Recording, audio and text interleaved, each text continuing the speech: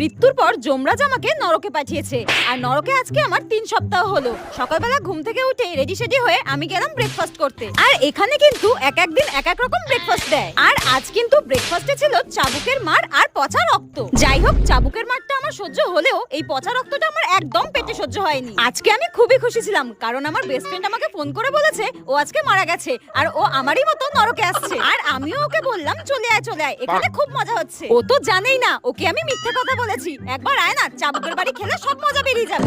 আর যেতে যেতে হঠাৎ আমার রিমঝিমের সঙ্গে দেখা। ওর আজকে শাস্তি শেষ হয়ে যাচ্ছে, আর ও আমাকে বলল টাটা, আমি নরক থেকে বিদায় নিচ্ছি। পরের জন্মে আমাকে যমরাজ বলেছে কুকুর বানাবে। আর আমি বললাম কেন, তোকে কুকুর বানাবে কেন, মানুষ বানাবে না? তখন রিমঝিম বলল না না, আমি আর মানুষ হতে চাই না। মানুষের জীবন অনেক কষ্টের, এর থেকে কুকুর হয়ে জন্মানোই ভালো। ঘুমাও, খাওয়া দাও আর পাহারা দাও, আমার তো খুব মজা হচ্ছে, টাটা। তারপর আমি দেখলাম যমরাজ আমার জন্য ফুটন্ত তেল রেখেছে আর আমাকে গরম তেলে ভাজা